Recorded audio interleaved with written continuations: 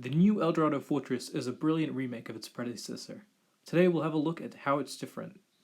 The exterior box is a brilliant representation of the old LEGO Pirates boxes with the painted backgrounds and the scenery. They even represent the rock detail that was like a physical clay rock that they had put behind the model in the old sets. The back of the box also shows the parchment map style paper, and while it lacks the inner flip lid like the old sets did, it's at least good that they're moving towards a more sustainable type of packaging. It also features details about the set rather than alternate builds on the back of the box. There were never instructions for those builds, so it was frustrating for a lot of kids and they ended up scrapping the idea altogether. The build experience of this set was very good. It was great seeing the LEGO Ideas style history of the Eldorado Fortress on the inside, and there was also other small details and facts about the set while you were building it. All these little details are great and they make it feel like that 18 plus icon set. Overall, the instruction booklets aren't numbered, so it might be difficult to work out which one's which, but it's a really good build experience nonetheless. All the parts and sails were really well kept, and it was great to see no stickers. The finished build took me about 4 hours. It was a leisurely build, and I really wanted to enjoy the build and take my time, but it was a lot of fun. I think one of the biggest things that you'll notice is that the rockwork isn't just the raised base plate, and it's all smaller bricks. It can mean that a lot of the build does end up just coming down to placing the grey slopes, but otherwise it adds a lot of detail to the inside of the set. The use of smaller rock sections allows the sections of the builds to be taken apart and rearranged like this if you wanted to display it on like a narrower shelf. This can look better in some different variations, and because it's all separate modules, you can rearrange it in a lot of different ways that are different to the original set, and it still looks really good. It's just that because of that, a lot of the build does come down to placing slopes. Here you can see how all the 5 sections look in isolation. The middle section has an underground pier area which wasn't there in the original set. The instructions suggest that this small pier section can be used as a docking place for the Black Sea's Barracuda from Pirates of Barracuda Bay when you make it back up into the ship. However, the ship looks a lot bigger than the fort because this new Eldorado Fortress is only supposed to be scaled to the original, whereas Barracuda Bay is scaled up quite a bit from the original. That way the sets don't look that good next to each other because one of them looks a lot larger than the other, despite them having a similar price. We'll take a look at the excellent merchant ship in a second, but you can really see how small it is when you compare it to the Barracuda Bay set. Overall, this new Eldorado Fortress could have worked a lot better as a reimagining, making it substantially larger so that it scaled better with Pirates of Barracuda Bay, rather than trying to be a one-to-one comparison to the original. Here you can see the comparison between the minifigs.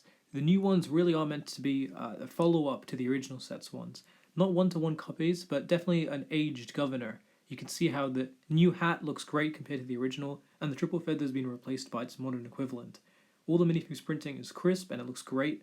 One thing is that they could have been printed on a white backing torso just to help make the white part stand out and be brighter, but it looks great and it also helps them look more like they have a full jacket. Now, one of my favorite parts of the build.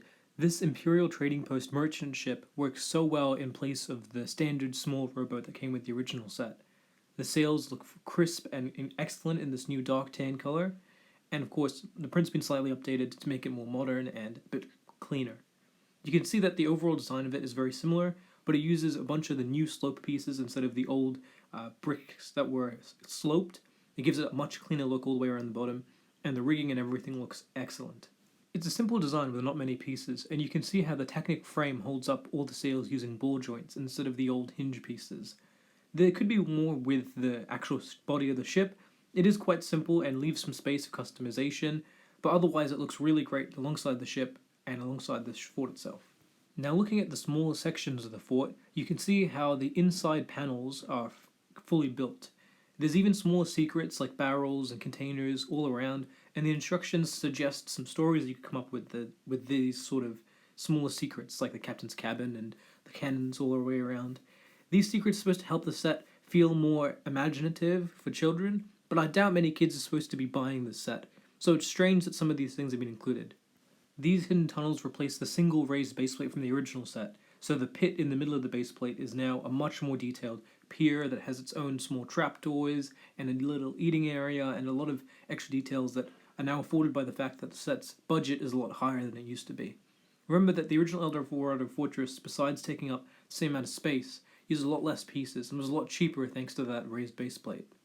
The crane tower on the side is also a big improvement. You can see how it retains some of the original shapes and curves of the original, while also adding a lot of new features. The old printed castle wall pieces with the exposed brick are replaced with fully brick-built curved panels, and the torches are replaced with modern ones. There's also now entrances and ladders to get up to all these higher points, which they weren't on the original. The actual crane itself is a big improvement. It actually looks like a more solid crane tower, and instead of the string just being connected by a rope piece that was awkwardly placed on the side, it's replaced by a winch so that you can actually raise and lower the crate in a much more efficient way. One of the biggest improvements is on this rear corner. All of the big panel pieces have been replaced with fully detailed windows, these nice red roof shingles, and a much more efficient looking rockwork with some more of the green leaf pieces to actually give it some more color on this side. The prisoner jail cell was in this back corner, and now the jail cell is fully detailed on the inside. It also has a small trapdoor and a mattress of hay, with the main action feature being that the trapdoor can lift up and you can place a minifig into this spot so that they can escape from the jail cell, falling into the waterfall below.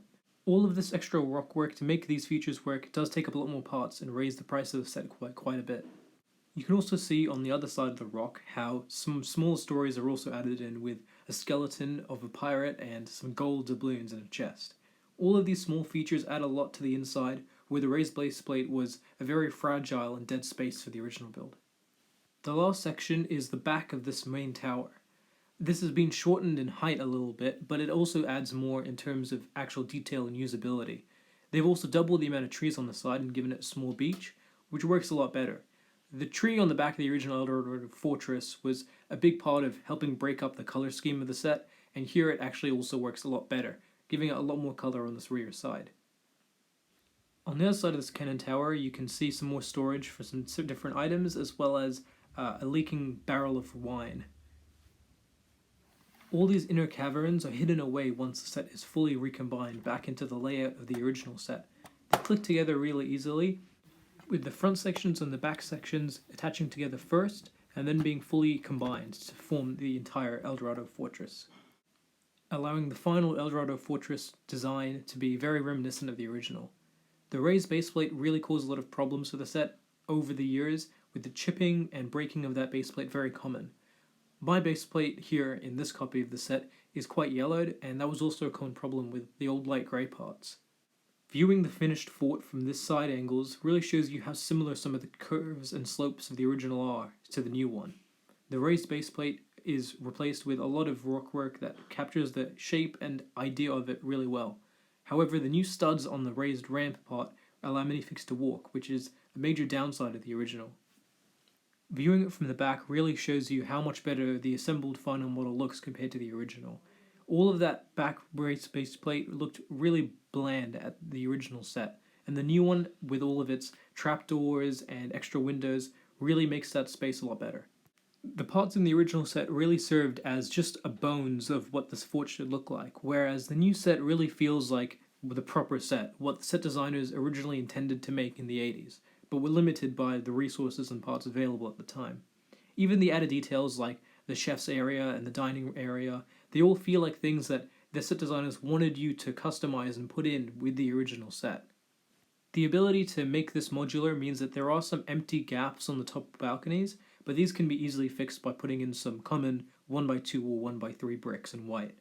Overall, the set is really good, especially since that you can rearrange it in so many different ways, and you can easily mock it up, the same way you could with the original, into your own ideas and larger forts. If you're a classic Pirates fan, I would absolutely recommend this set. But outside of that, you may struggle to see this set as worth the $300 Australian dollar price point, because this set is a lot smaller than you'd expect for how many parts it has, mainly because so much of it goes into very small details in the rockwork and in the actual castle of the fort itself. However, if you are an 80s pirate fan, this is the quintessential set for the Imperial soldiers. Some other small comparisons include this treasure chest, which I think is a downside from the original curved one. It also doesn't come with the chrome gold doubloons, now retired, that came in all these 80s and 90s pirate sets. Another comparison is between the big flag that's at the top. This is a big improvement from the original. It really pops a lot better, and I would recommend replacing this since the original set's one is very prone to the clips breaking. Finally, the set includes an updated parrot and monkey, which actually weren't in the original. Overall, this set really could have had the potential to be something more like Pirates of Barracuda Bay, where it was a much larger Eldorado fortress that might have used the big ugly rock pieces to do the rock work. That way they could have put more of the parts into making the fort larger. However, this final set looks great. It definitely looks like a finished display model for adults, and overall I'd say it's very true to the original while giving it some much needed updates for the modern day. It'd be great to know what you guys think of the set. It's definitely a set that has not sold as well as Pirates of Barracuda Bay did, but it's definitely one that a lot of the classic pirate fans love.